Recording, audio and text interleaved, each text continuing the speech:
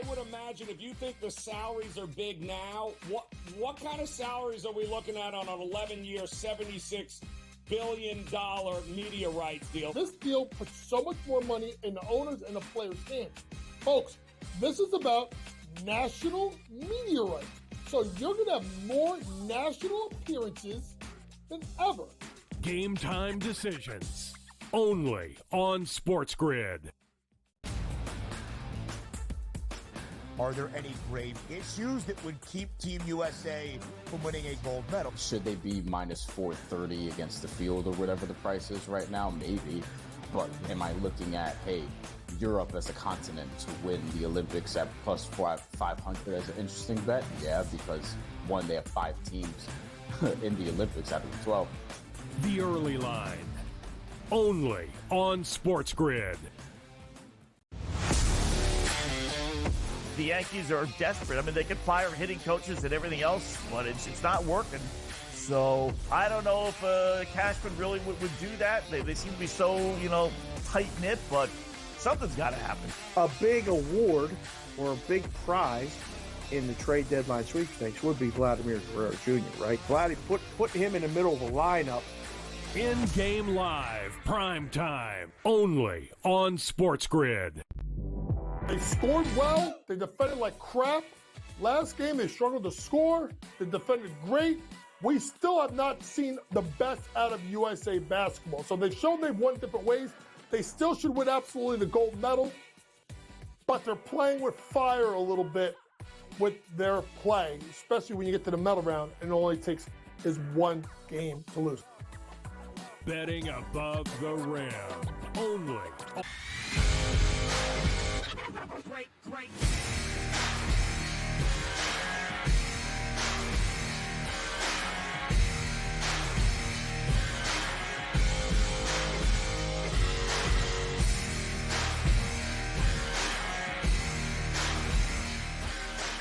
Good morning. Welcome to Fantasy Sports Today here on SportsGrid. I'm Craig Mish along with George Kurtz for the next 2 hours. We have you covered with fantasy baseball content, also fantasy football as well. I know a lot of you have really gotten yourself ready for some fantasy football, but folks, we're going to be true to baseball here and take you right through this baseball trade deadline, which of course is coming up on Tuesday. A lot of fantasy owners waiting to see what happens with some big trades. We'll get to that, the latest and everything else. And, George, I was sort of getting scared as the week was going on. I thought we would be sitting here on this show with no trades in baseball, but we did get a few. We're going to break those down in just a minute. Thus far, nothing, I think, landscape changing, closers moving, players getting full-time elsewhere. So I think fantasy teams right now, there's some league stuff changing going on, but nothing that significant as of yet. Yeah, I mean, Arozarena going from Tampa Bay to Seattle goes from one pitcher's ballpark to another, right? So that's not going to change anything to fantasy there. Eflin, I guess, could change things a little bit here. Baltimore would be more of a hitter's ballpark there, but he goes to a better team, so maybe a better chance for some W's there at the end of the season here. But as you said, nothing that I would say that's landscape changing for either team here. I think both Seattle and the Baltimore did a pretty good job in acquiring their players. I didn't think they gave up a hell of a lot. I thought Tampa Bay took more quantity than quality, although we'll wait to see what the player to be named later is in the Seattle deal there. Although from what I hear, it's nobody earth-shattering, just somebody, not a terrible player either. Just no one's going to really change your opinion of the deal here. But it's begun, right? That's the first dominoes to fall here. Yeah. We'll see what else happens in the next, 4 days away? Yeah, a few dominoes, getting set to fall. Probably this weekend some more, and then Tuesday will be the big day. Let's get to our headlines here on the show. The Mets are playing some great baseball right now, taking care of the Yankees, winning again yesterday. Although Kodai Senga returned and got hurt again with a hamstring issue, so who knows when we'll see him again. Yankees blow another one yesterday. My goodness, they lost to the Red Sox late in that game. Bullpen falling apart now. Clay Holmes, taking it on social media on the chin yesterday, although Giancarlo Stanton could return on Monday. Astros still in the lead in the West. Seattle doing their best impression of trying. We'll see if that ends up working out. As we said, they've made a couple of deals here now. The White Sox have lost 12 games in a row. The only team that finished the season with the worst winning percentage would be the 1962 Mets. So, yeah, the White Sox are losing. And they haven't even made any trades yet either, which is sort of stunning. But I guess they're going to hold out right until the deadline. All right, so George, let's get into it. For fantasy, this is really the pinnacle of the season. It's like draft season and then trade season to see if you can, make your team better without having to do very much, because you own some players that, obviously the landscape is going to change. Randy Arozarena, he's going through his worst year in Tampa Bay. They've traded him to Seattle. He hung out yesterday at Tropicana Field and watched the game with the fans. Super cool. He's always been a very likable guy. World Baseball Classic too. He does have 15 home runs. The thing is with him, George, in a season where batting average is down and OPS is down, maybe this is not as significant to see him hitting 211 on the season as it would be in previous years. Now, again, what would it be last year with the baseball being different or whatever it is? It would probably be 230. It still wouldn't be great. But what Seattle's trying to do here, George, is inject the player who's had a great postseason run with the Rays. Do you think it will work? I don't think this is enough. Let's start there, okay? I think they're a couple of bats short here. Now, remember, the news on Julio Rodriguez keeps getting worse, right? After he hurt the ankle in that play against the Fens. First, it was going to be, he'll be out a couple of days. Oh, then he's on the IL. Oh, then now he's not coming back immediately when eligible from the IL. What does that mean? Is he gone all of August here? Is that all Arozarena is really doing, is replacing Julio Rodriguez? They needed at least one bat. I thought two bats in addition to Julio Rodriguez figuring out how to play baseball again this year. So I don't think this changes all that much. It makes them better, sure. And I don't really care what Arozarena's stats are, by the way, and I know he's batting 211, 15. I only care what we think he's going to do for the rest of the year. And over his last, 15, 20 games, he has been batting a more respectable, I think it was a 284 or something like that. So he is playing better. How he's going to do in Seattle, anyone's guess. It's one of the better pitchers ballparks in the American League, if not all of baseball there. So I don't expect all world numbers here. I think this is a start for Seattle. But if this is what all they're going to do, if they're only going to acquire Arozarena, I know they got Yimi Garcia as well from Toronto. If that's all they're going to do and hope that Julio Rodriguez comes back, let's say mid-August, and starts to play like Julio Rodriguez, it's not going to be enough to win that division. Yeah, or go far at all in the playoffs. But look, as of right now, we can't indict teams just yet. Although I will say the next team that we're going to discuss, George, I'm not so sure that anything else will happen with the Baltimore Orioles. I know that all their fans are clamoring with them to, trade some of your top prospects and get something back in return. Well, they definitely got a SP2 in Major League Baseball in Zach Eflin. I think he's going to help them out a ton in the playoffs. He's not going to be dominant, George. We know that. We know who he is. He doesn't walk anyone. He's not having as good a year this year as he did last year, but he's solid. And Baltimore didn't give up a lot of their, minor league players. I mean, they gave up their 10th best guy, which is sort of surprising because they have so many other better players. But Tampa Bay does a really good job of scouting. We're not going to crap on them, George. We know that one of those kids in that deal is going to end up being a star. It's always the way it works. Zach Eflin goes to Baltimore and will pitch behind Corbin Burns in, let's call it, a 5 or 7 game series. I agree with everything you said, except I'm not as high on Eflin as you are. All right. I was disappointed. Now I'm the Yankee fan. I don't want Baltimore to get good. But you're 100% right, by the way, that the Orioles have a truckload of prospects, right? They can't all play for Baltimore. They can't. So they should trade more of these guys. I wanted them to get somebody better, Craig. Somebody better. Eflin, he's not a number 2 in the playoffs. All right. You're not going to win with him. You're just not. All right. Burns is a great start. Eflin, Rodriguez, you're not winning. You're just not. Now, I wonder this, Craig. I like him over 162 game season. All right. Not as a playoff guy. I still think being that guy's good. Especially with that bullpen, you just can't. You're not going to do it. You're just not. But that being said, I wonder after Garrett Crochet, after him, and I assume his agent said what they said, that he wasn't going to pitch in the playoffs without a contract extension. I wonder if that was like, there's nobody else. And I think there is some truth to that. There isn't a lot of top starters out there. All right. Well, School's not going anywhere. All right. That's gonna cost you all your prospects or Jackson Holiday. So that wasn't going to happen. Maybe they preferred Eflin over Flaherty, or maybe the price of Flaherty was much higher, which I can understand that too. Blake Snell, we hear, is on the block now, but once again, that's $30 million. He's got a player option next year for $30 million. So a lot for someone who's not pitching all that well. So maybe Eflin's just the best you could do here. I just would have liked for them to have, have shopped in the high end market. But I'll be the first to tell you, I don't know if there are any high end pitches available. No, I don't think there are, and I think that's part of the conversation. Speaking of pitching, two other players traded. George, James Paxton was let go of the Dodgers, so this is sort of a giveaway to the Boston Red Sox as he, probably right back in a postseason race for them, but his metrics really don't point toward him being any better than what he was in LA. And then the Arizona Diamondbacks get better out of the bullpen as they get A.J. Puck from Miami, as the Marlins are getting ready to trade some more players as well.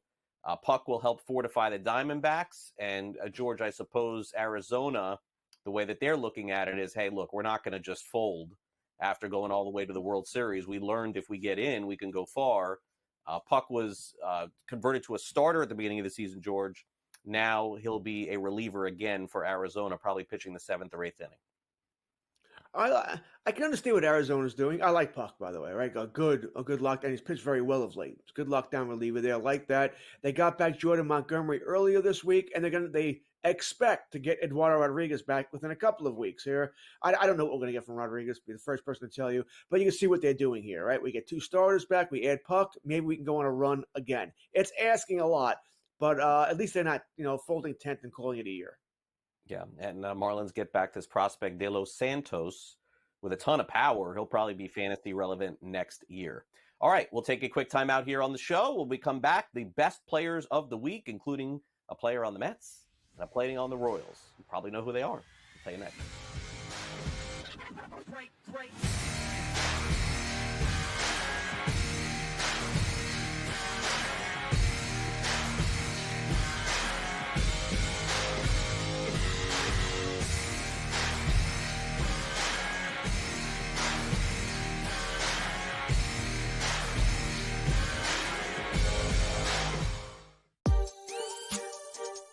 You mean to tell me Kevin Durant could just get a free trip and Jaylen Brown telling y'all I can play?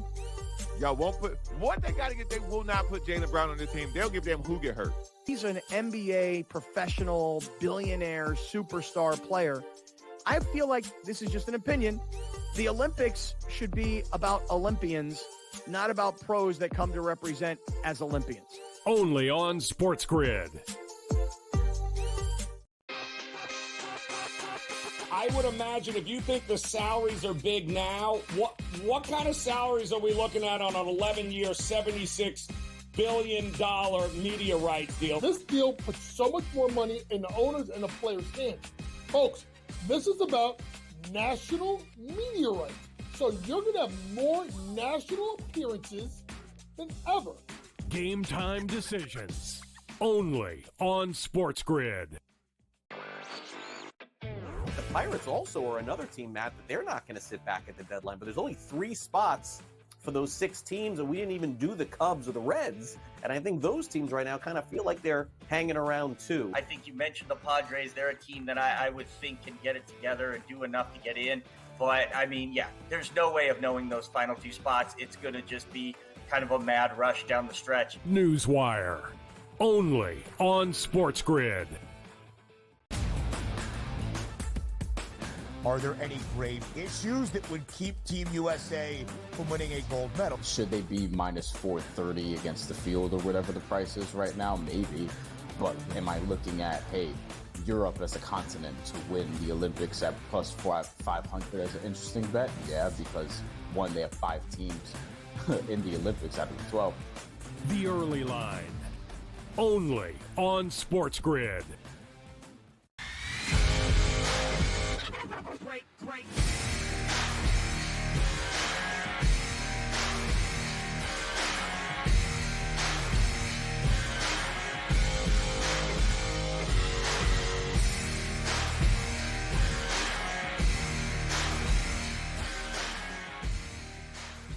Welcome back to Fantasy Sports Today here on SportsGrid. All right, who's hot over the past week in fantasy? A lot of these players, by the way, not trade candidates. Let's start off with the New York Mets. Boy, is Francisco Lindor flying under the radar this season or what? He's having a really nice year again for the Mets.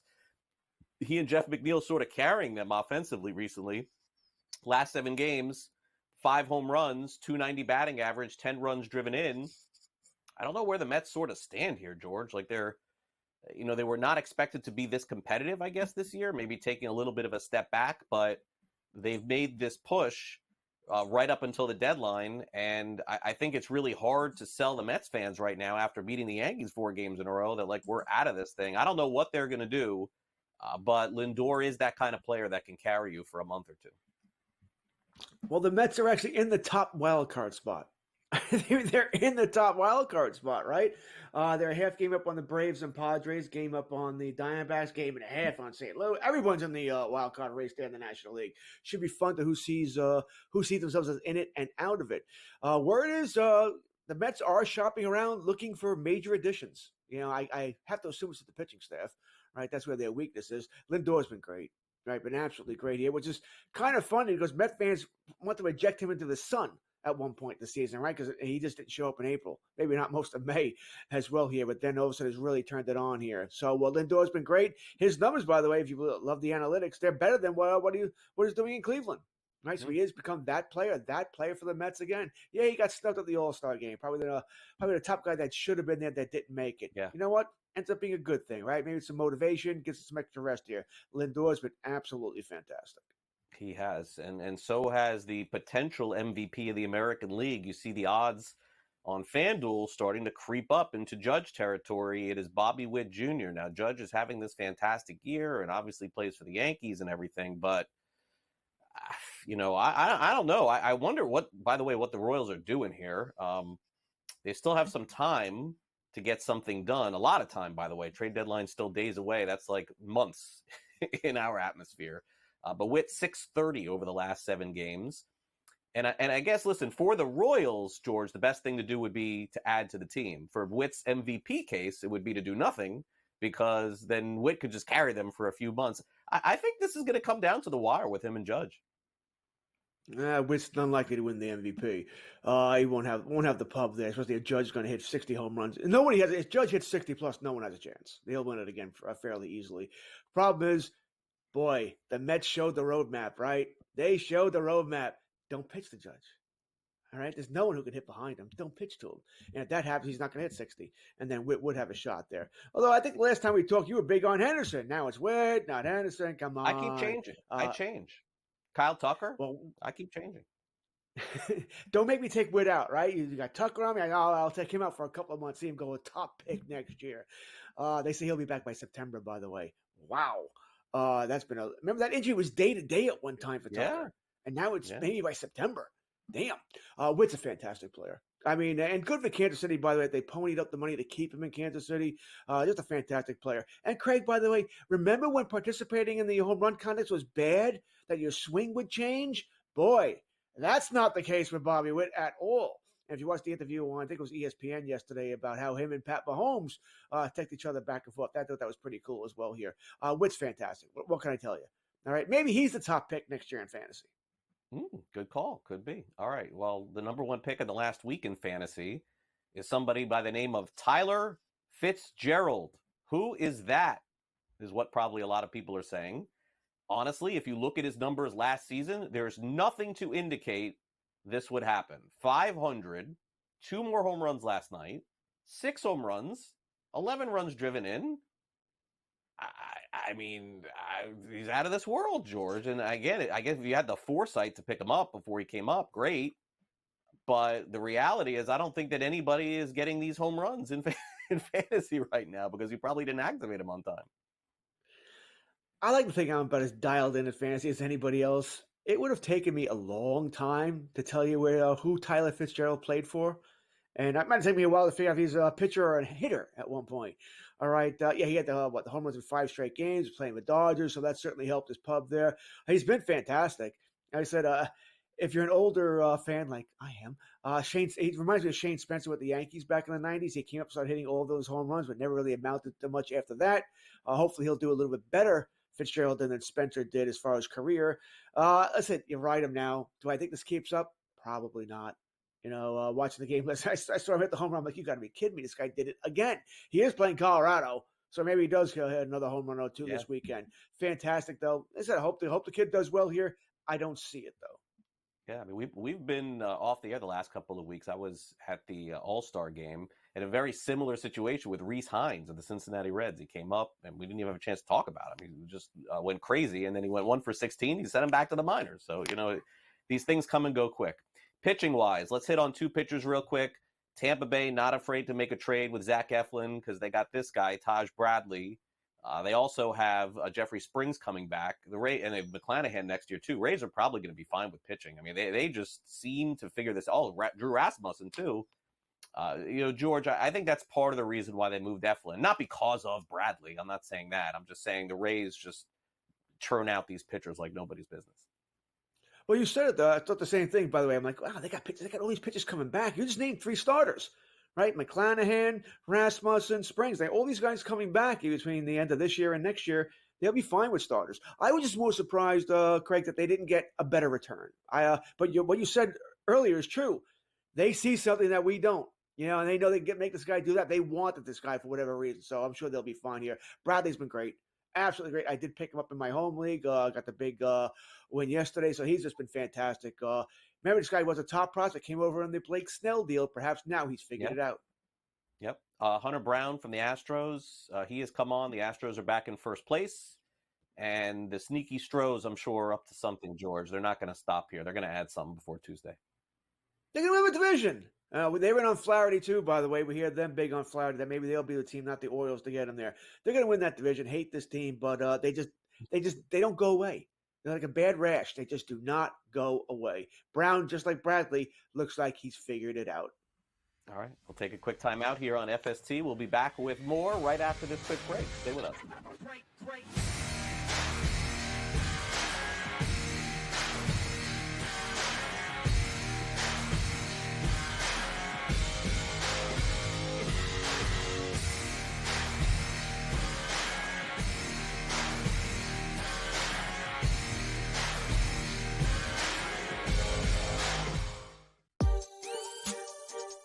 You mean to tell me Kevin Durant could just get a free trip and Jaylen Brown telling y'all I can play? Y'all won't put what they got to get. They will not put Jaylen Brown on the team. They'll give them who get hurt. He's an NBA professional, billionaire, superstar player. I feel like this is just an opinion. The Olympics should be about Olympians, not about pros that come to represent as Olympians. Only on SportsGrid. I would imagine if you think the salaries are big now, what kind of salaries are we looking at on an 11-year, $76 billion media rights deal? This deal puts so much more money in the owners and the players' hands. Folks, this is about national media rights. So you're going to have more national appearances than ever. Game time decisions.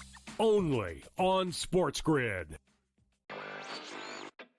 The Pirates also are another team, Matt, that they're not going to sit back at the deadline. But there's only 3 spots for those 6 teams, and we didn't even do the Cubs or the Reds. And I think those teams right now kind of feel like they're hanging around too. I think you mentioned the Padres. They're a team that I would think can get it together and do enough to get in. But, I mean, yeah, there's no way of knowing those final 2 spots. It's going to just be kind of a mad rush down the stretch. Newswire. Only on SportsGrid. Are there any grave issues that would keep Team USA from winning a gold medal? Should they be minus 430 against the field or whatever the price is right now? Maybe. But am I looking at, hey, Europe as a continent to win the Olympics at plus 500 as an interesting bet? Yeah, because one, they have 5 teams in the Olympics out of the 12. The early line. Only on SportsGrid.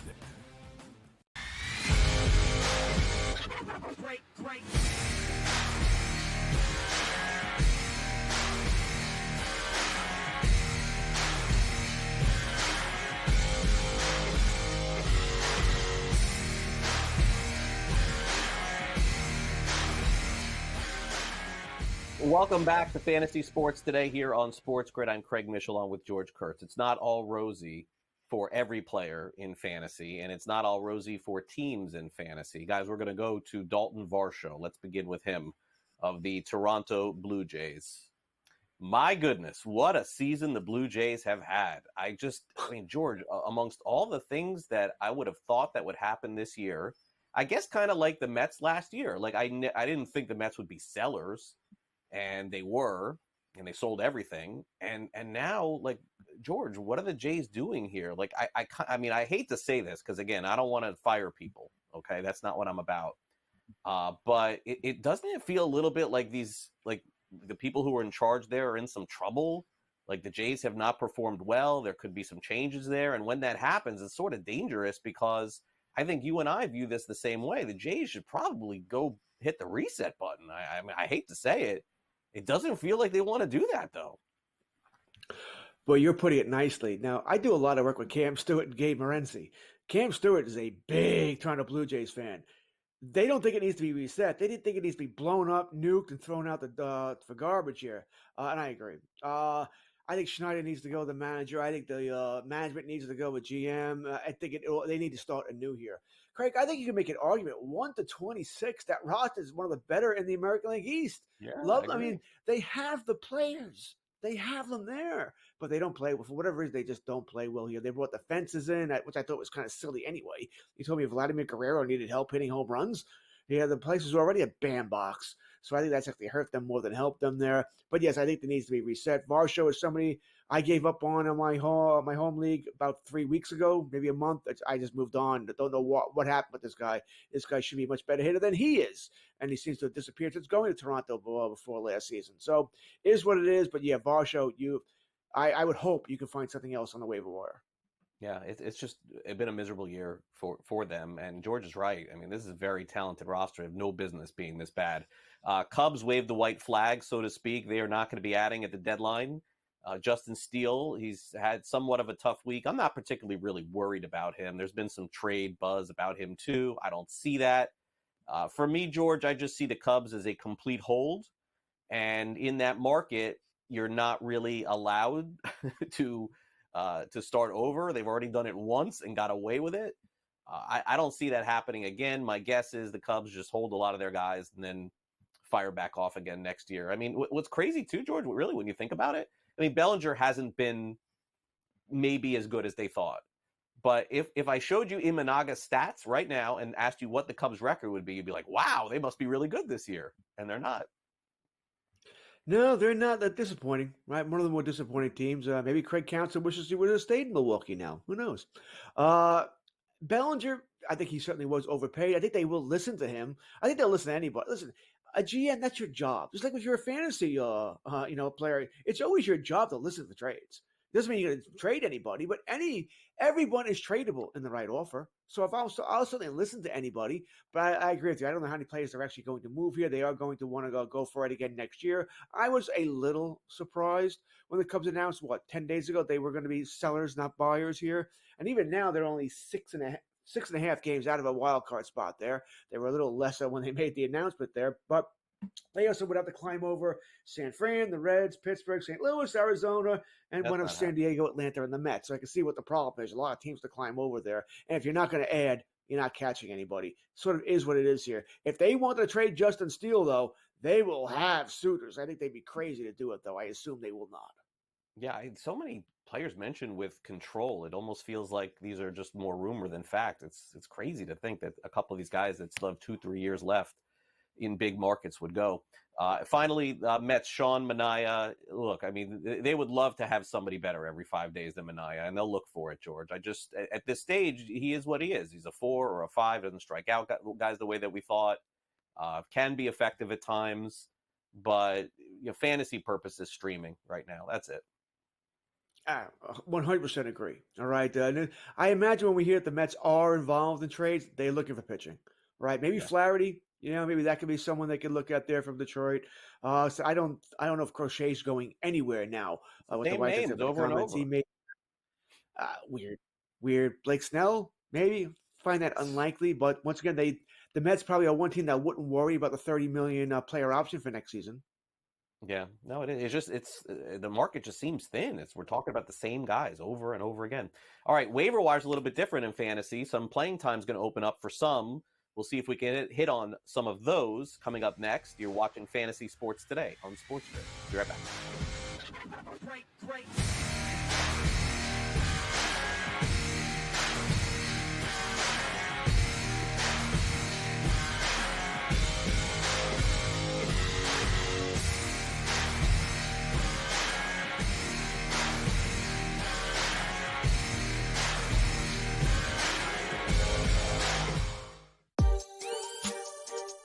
You mean to tell me Kevin Durant could just get a free trip and Jaylen Brown telling y'all I can play? Y'all won't put what they got to get. They will not put Jaylen Brown on this team. They'll give them who get hurt. He's an NBA professional, billionaire, superstar player. I feel like this is just an opinion. The Olympics should be about Olympians, not about pros that come to represent as Olympians. Only on SportsGrid. I would imagine if you think the salaries are big now, what kind of salaries are we looking at on an 11-year, $76 billion media rights deal? This deal puts so much more money in the owners and the players' hands. Folks, this is about national media rights. So you're going to have more national appearances than ever. Game time decisions. Only on SportsGrid. The Pirates also are another team, Matt, that they're not going to sit back at the deadline. But there's only 3 spots for those 6 teams, and we didn't even do the Cubs or the Reds. And I think those teams right now kind of feel like they're hanging around too. I think you mentioned the Padres. They're a team that I would think can get it together and do enough to get in. But, I mean, yeah, there's no way of knowing those final 2 spots. It's going to just be kind of a mad rush down the stretch. Newswire. Only on SportsGrid. Are there any grave issues that would keep Team USA from winning a gold medal? Should they be minus 430 against the field or whatever the price is right now? Maybe. But am I looking at, hey, Europe as a continent to win the Olympics at plus 500 as an interesting bet? Yeah, because one, they have 5 teams in the Olympics out of the 12. The early line. Only on SportsGrid.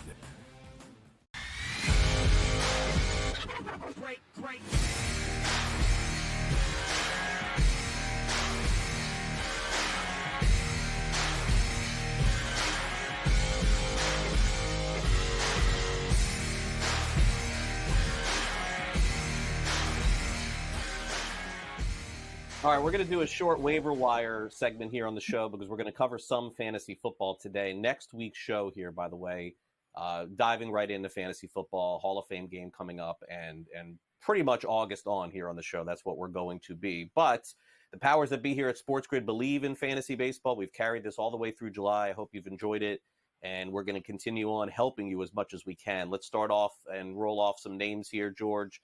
Fantasy players offensively, Nathaniel Lowe, Texas Rangers. Provided they do nothing here offensively at the deadline, Lowe is a good pickup. 42% owned, 268 batting average. If you look at his season last year, it was better. You could say that about every Ranger this year, I would say.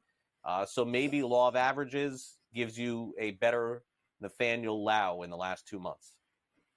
Maybe. I don't think I'm banking on that. We do hear the Rangers are in the market for offense, mainly because of Evan Carter and Josh Young. They don't know when they're going to get those guys back who've been out for a good portion of the season. So I don't know if that would impact Lowe at all. Maybe yes, maybe no. But like I said, Lowe, your best case scenario, he's a CI DH utility player here. I don't know if I see big things coming from the second half. I think he sort of is what he is. You could get lucky. Maybe he goes off, but I wouldn't bank on it. All right. Angels have Zach Neto, who stands to play every day, now, tomorrow, in the future. Nice young player, 18 stolen bases on the season. He's now up to 33% owned over on Fantasy Pros and climbing. Some are discouraged over the strikeouts and the batting average, but George, this is a very good option, I think, for people, especially in the Dynasty League format. Agreed. I'm going to call him Nito, by the way, because he's Nito. I love the bags, right? I love the stolen bases. And the average is not killing you, by the way. Major League average is what, 240, 241? So he's above that. Little under the fantasy average here, but he's not killing you in it, right? Got a little bit of power there, a little bit of speed, drives in some runs. Like I said, solid middle infielder for you. And for me personally, I know I need the stolen bases, so he's definitely somebody I'd be interested in. All right, Oakland's got a litany of players to trade. Are they going to do that by Tuesday? If so, Max Schumann stands to get more playing time. He's up to 6 home runs on the season, 26 runs driven in, 10 stolen bases, playing a lot. And George, he stands to play a lot more. By the way, nothing would surprise us with Oakland. I mean, they can move this guy too. Yes, you said maybe he's going to be the guy on the move. We don't know, right? Maybe Rooker gets moved. We'll see here. Zach Elock, we'll see. JJ Play. We don't know what Oakland's going to do. I don't think there's anybody that's nailed down there, right? Going to play in Sacramento next season and Vegas and Lord knows eventually there. So there's no one nailed down in Oakland. I mean, I don't think there's absolutely anybody that's definitely going to be in a Sacramento A next year. So it is what it is here. So if you want to go for him, fine. I'm probably not expecting Max to be all that much over the rest of the season. It is sort of a wait and see thing. The trade deadline, for those who don't know, is Tuesday at 6 p.m. Eastern time, and we'll see who's left standing. Yep. Colorado Rockies, another fascinating team every year. Winter deadline.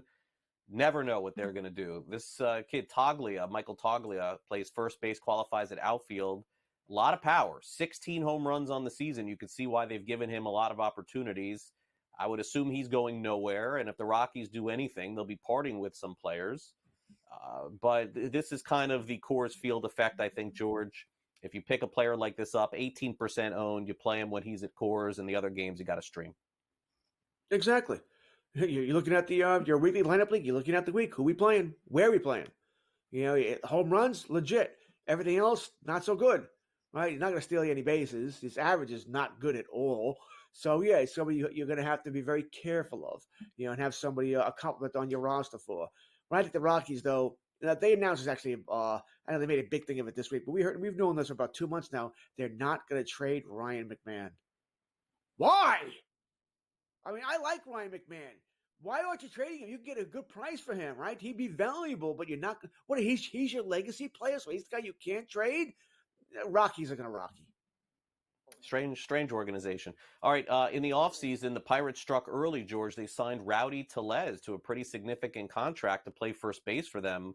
Oh, my gosh. Through May, he was, like, miserable, like one of the worst first basemen in baseball. But finally, he's come alive a little bit. He's got 9 home runs. Remember, there's still 2 months to go in the season.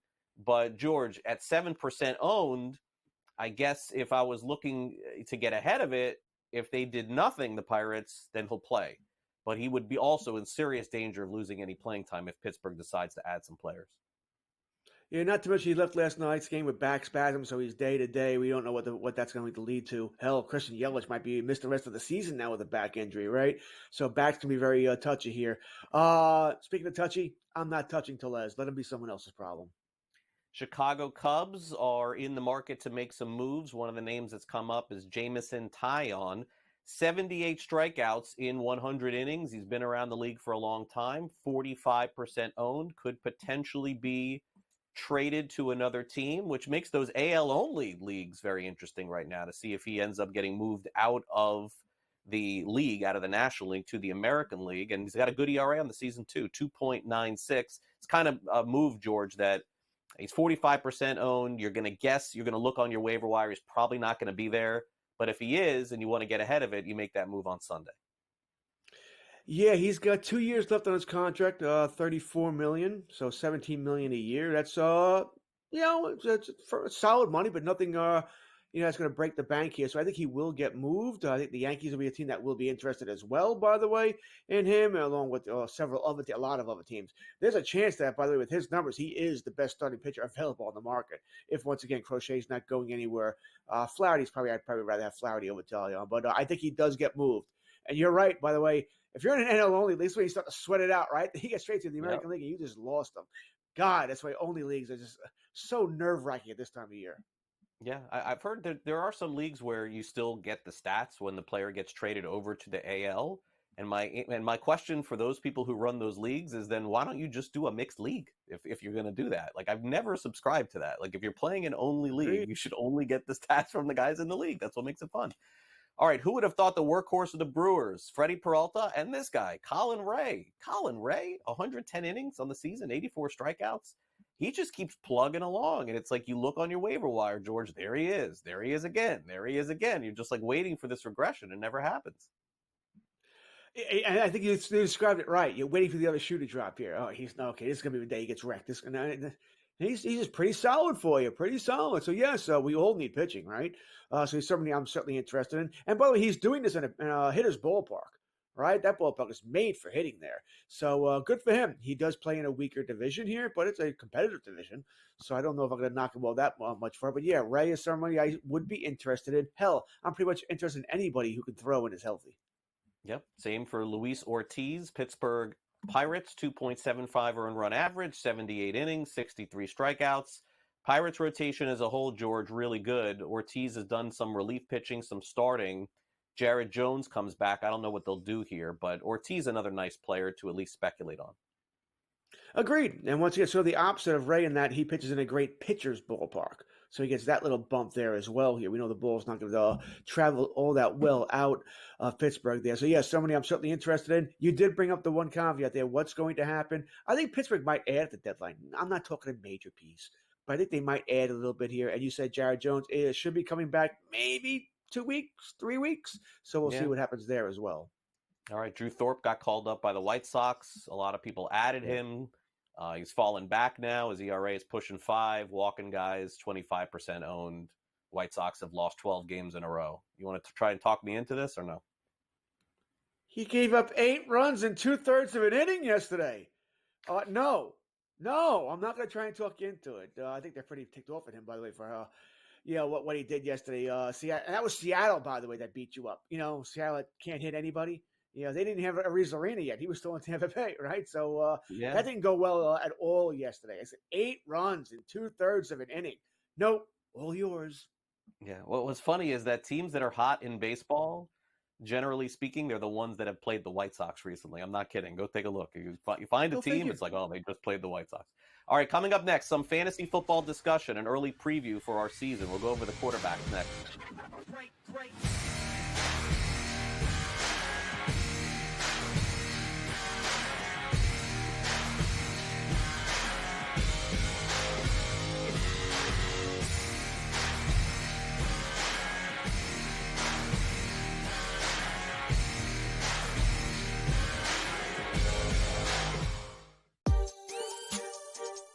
You mean to tell me Kevin Durant could just get a free trip and Jaylen Brown telling y'all I can play? Y'all won't put what they got to get. They will not put Jaylen Brown on the team. They'll give them who get hurt. He's an NBA professional, billionaire, superstar player. I feel like this is just an opinion. The Olympics should be about Olympians, not about pros that come to represent as Olympians. Only on SportsGrid. I would imagine if you think the salaries are big now, what kind of salaries are we looking at on an 11-year, $76 billion media rights deal? This deal puts so much more money in the owners and the players' hands. Folks, this is about national media rights. So you're going to have more national appearances than ever. Game time decisions. Only on SportsGrid. The Pirates also are another team, Matt, that they're not going to sit back at the deadline. But there's only 3 spots for those 6 teams, and we didn't even do the Cubs or the Reds. And I think those teams right now kind of feel like they're hanging around too. I think you mentioned the Padres. They're a team that I would think can get it together and do enough to get in. But, I mean, yeah, there's no way of knowing those final 2 spots. It's going to just be kind of a mad rush down the stretch. Newswire. Only on SportsGrid. Are there any grave issues that would keep Team USA from winning a gold medal? Should they be minus 430 against the field or whatever the price is right now? Maybe. But am I looking at, hey, Europe as a continent to win the Olympics at plus 500 as an interesting bet? Yeah, because one, they have 5 teams in the Olympics out of the 12. The early line. Only on SportsGrid. Great.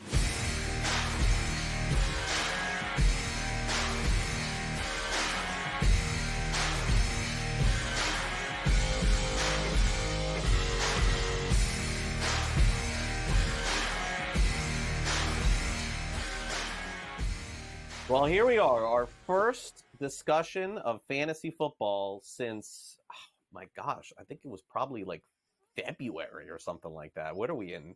August now. Yeah, fantasy football season is here. August is usually, I mean, for a lot of people feel it's July. We don't here. We think August is when you guys start wanting this content. So a couple of very big stories just in the NFL yesterday that can easily translate to fantasy, George, as we start off with two quarterbacks that are starting quarterbacks in fantasy football, 12-team leagues, getting paid yesterday. So we'll look at both of them from the fantasy and reality side. We'll start off with Tua Tagovailoa, who, of course, is playing in this incredible dynamic offense for the Dolphins. He signs a 4-year, $212 million contract extension, so he's in it to win it. He'll be there long term. But in that dynamic offense, George, he threw for 4,600 yards, 29 touchdowns, 14 interceptions on the season. And so it's like, when you hear the analysis on him, it's almost like everyone's always wanting more. Like, where is the 40 touchdown season or the 50 touchdown season? But the bottom line is this McDaniel offense is going to run with A-Chain and Mostert. And Mostert had 1 million touchdowns last year. So from a fantasy perspective, you know, Tua is not the first, second, third, fourth off the board or anything like that. But I mean, I think he's going to be starting for a lot of people this coming season. I think it's likely depends on how many quarterbacks you play. All right. Now, I'm a big time proponent of Superflex. All right. I think all leagues should be Superflex leagues. All right. There are so many good quarterbacks or good fantasy quarterbacks nowadays. All right. I think Tua in a one quarterback league is not a starter. Once again, you're talking Allen, Hurts, Lamar Jackson, Mahomes, C.J. Stroud, Burrow, Prescott, Kyler Murray, Purdy. Jordan. I mean, I'm Jordan. Now you're getting in the range here, though. You're getting in the range. You're getting in the range, but he's in that range of guys. So let's say he's in the range from 9 to 15. That's fair. Where they're all the same.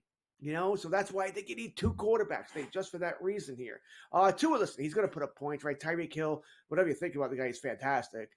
There was a great video of him playing a flag football and a 12-year-old girl like zigzagging and faked him out of his shoes, which is fantastic to be able to do that to Tyreek Hill. That was great. You got Jalen Waddle, right? You already mentioned the running game, which is fantastic. He's going to put up his numbers. And we're talking fantasy here, not reality. So I don't want to hear that he can't play in cold weather. Right? That's playoffs. I'm not worried about that. In fantasy, he'll give me those numbers by that time. Like I said, I'm not dying to get him. He is the starter of one of my fantasy teams, a league that you might have played with, Craig, with the Sirius XM guys. Been going on for 20 years there. It's a 32-team league, 2 16-team conferences, so 2 16-team leagues, really. So he is what he is. I like him, but I'm not dying. If you're playing in a one-quarterback league, I'm that guy, Craig. I'm waiting forever. I won't get the quarterback to round 8, round 9. I'm not going to spend a third-round pick on Mahomes. I'm not going to do that. Right. But again, he could end up being your guy late in the draft. I mean, you want to compare him to Purdy. I mean, that's the range we're talking about here. Well, guess who got more money than Tua? Jordan Love, quarterback of the Green Bay Packers. Who would have thought this a year ago? This is incredible to think. Off 1 year, he makes $220 million in a 4-year contract extension. One great season for Jordan Love, who is very much equipped in that Packers offense with their head coach and coordinators to have another good season.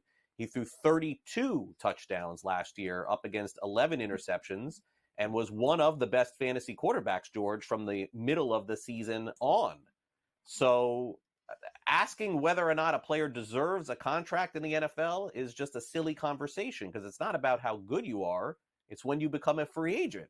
It is the opportunity that you have to get paid. And if Love still had 3 years before he was going to become a free agent, he would not have got this money. So very true. So very true. He didn't have one good year. He had a good 8-9 games, right? That's what he did, half a year. And he's getting paid because of it. And you just said it. It's because he became a free agent at the right time. Green Bay's not banking on what he did. They're banking on what he will do. All right, they think he'll be that quarterback again for the rest of his career here. Which, if they're right, hey, you're the luckiest franchise in history. Favre, Rodgers, Love. Are you kidding me? You're gonna have 40 years of contract bliss, quarterback bliss. Just good for them. All right, they had the foresight to see it. So I'm not gonna blame them for signing him because once again, you could be on the opposite end, do what the Cowboys are gonna do, and not pay your quarterback. All right, and keep hoping. I don't know what they're hoping. So it is what it is here with Jordan Love. Once again, I think he's in the same category as Tua. I'm not dying to have him start for my fantasy team. Certainly not in a 1 quarterback league. 2 quarterback league, absolutely here. Do I think even if he hits what they think he's going to hit, that he's going to be that super stud? No. I don't think he has the talent around him to do that as far as that number 1 wide receiver, number 1 tight end and all that here. But that being said, yeah, I think he's going to be a very good NFL quarterback. Are you surprised here on FanDuel that his passing touchdown number is higher than Tua? It's 27.5 over on FanDuel. It's higher than Tua.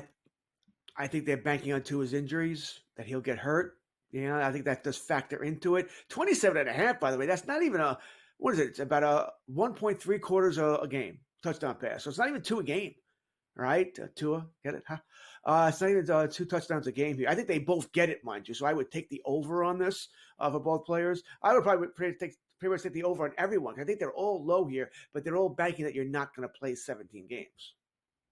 So both are on the board. Let's say around 9, 10, 8, fantasy, whatever it is. You can only have one. Who is it going to be? I'm probably going with the guy who has better wide receivers. It's hard not to want to go with Tyreek Hill, and then if I'm going to take Tyreek, then I'm probably going to go with Tua. And Waddle. I think there is a little bit more risk with Tua. I do. But I think if you're in your scenario where I can only have one, they're going to be my starting quarterback, I think I'm going to go with Tua. I think there is a little bit more risk with him as far as the injury is concerned, but I think there's also a better chance if he plays 15 games, I think I'm getting over 30 touchdowns. Yeah, I think the thing with Tua is there's going to, forget the injuries because that's, sort of not predictable. But you see with the amount of interceptions that Tua had last year, those come like in serious bunches. Like over like 2 or 3 games, the guy throws like 2-3 interceptions, and in those weeks you're going to lose with Tua as your quarterback. But the rest of the time you're going to win. So that's the dynamic you have to play. All right, back to baseball we go. We'll take a look at some strikeout props for the day after this. Great.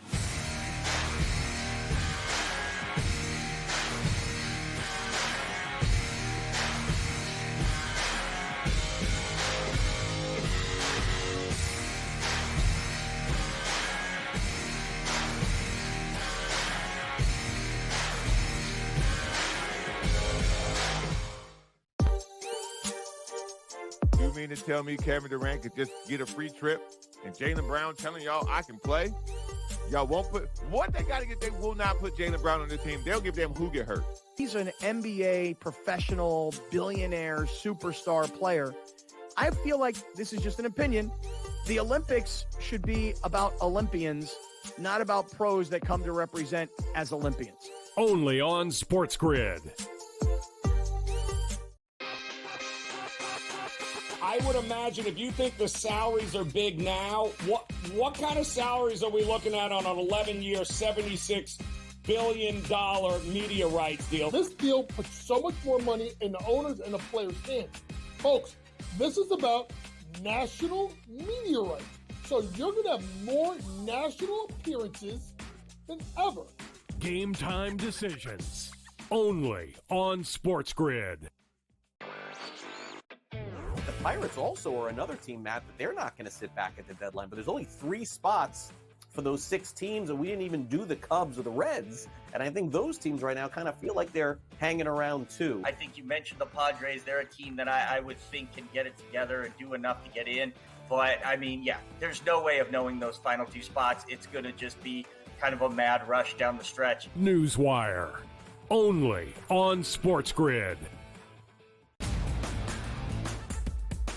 Are there any grave issues that would keep Team USA from winning a gold medal? Should they be minus 430 against the field or whatever the price is right now? Maybe. But am I looking at, Europe as a continent to win the Olympics at plus 500 as an interesting bet? Yeah, because one, they have 5 teams in the Olympics out of the 12. The early line. Only on SportsGrid. Great.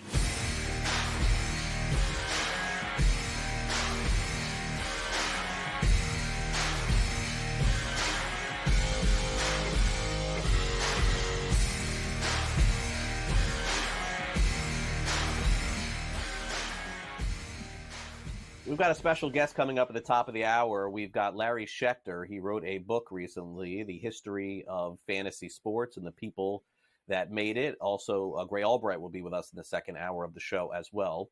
Before we wrap up this hour, George, let's take a quick look at some of the strikeout props today. We have a couple of really strong fantasy pitchers going today. Tariq Skubal, I'm not even going to say that this is his last start with Detroit because it's nonsense. I don't get that one at all, by the way. 6.5 strikeouts against the Twins today. That is his total. -116 on the over, -110 on the under. This is a really good number. This is a tough one for me. What do you think? Yeah, I don't think he gets traded, by the way. I agree with you there. Just wow. What would you have to give up to get him, by the way, the probable Cy Young Award winner in the American League? I don't see how you can go the under here. All right, so if you don't want to take it, fine. Leave it alone. Move on to the next one here. I think it's either over or bust. I kind of lean the over here, although I don't love it. So I'm not betting it one way or the other here, but I do lean the over. But I'm going to leave this one alone. Okay. Blake Snell, is this a showcase game to be traded? I cannot see a team taking him on. That's just me. But facing the Rockies, one of the high strikeout teams in baseball today. The under is the lean here at -118. I got to tell you here, though, George, if Snell's going to ever put his best start of the season together, this is a really good time to do it. That's a high number, man. He's got to get 8 strikeouts. I mean, we're not talking about a guy who generally goes deep into games either here. Looking at what he's done here, I mean, he's only reached that once this season. It's the Rockies. That was 2 starts ago. Yeah, I get it, man, but no, I can't bank on this because let's also, I mean, I understand they want to showcase him, but you also want to protect them, right? I mean, if the game's over, you're going to take him out 5 innings. Let's just say he's thrown 5 innings, 6 strikeouts, no runs. That looks good for a trade, right? You take him out here and you start, if you're really worried about paying him the $30 million player option he has next year, too many ifs here. I understand it could go the other way as well. Let's make him pitch longer here. That'll make him look even better in a trade here. Too many ifs here for me. I am not going to take – I'm not taking the under either because it is the Rockies and they do strike out a ton here. But it's another one I'm leaving alone here. Okay. Let's go to Shota Imanaga of the Cubs. His total very low today just because those strikeout numbers have come down since the beginning of the season. 5.5, over +122, under -156. Yeah, finally yesterday we get Hendricks right. Finally bet against him yesterday, and he finally lived up to what he should be doing. Right, got wrecked by the Royals there. Manaja, I mean, 10 strikeouts last game, 6, 8. I'm gonna go with this. I'm gonna go. You're gonna give me plus money to get 6. All right. I only probably need you to go 6 plus innings here. Give me 18, 19 outs. I think a third of those will be strikeouts. So I'm going to go the over. This is the one I like. I like the plus money. That's really what I like about this. I like the plus money here. So give me the over. All right. On the flip side, another all-star going today, Seth Lugo of the Royals against the Cubs. 5.5, same number. Even money on the over, under -128. Did have the complete game last time, right? Does that scare us a little bit here that maybe he won't be as good? Once again, even money here, 5.5 strikeouts. He's not a huge strikeout guy, but he's not someone who doesn't strike people out either here. I guess I'm gonna go the over both sides here. Let's hope we get a nice, good, very well pitched game here in Kansas City. Give me the over here as well. All right, last one. Ronel Blanco has done a great job for Houston. This is going to be a tough matchup against the Dodgers today, of course. Now, Freddie Freeman did leave the team to be with his son, his younger son, in the hospital. So we hope for the best, of course, for Freddie Freeman. But the fact is it'll be a Freeman-less, Betts-less lineup, as Betts has been out for a while. 5.5 strikeouts today, George. Yeah, absolutely. Our best wishes to the Freeman and his family and his son.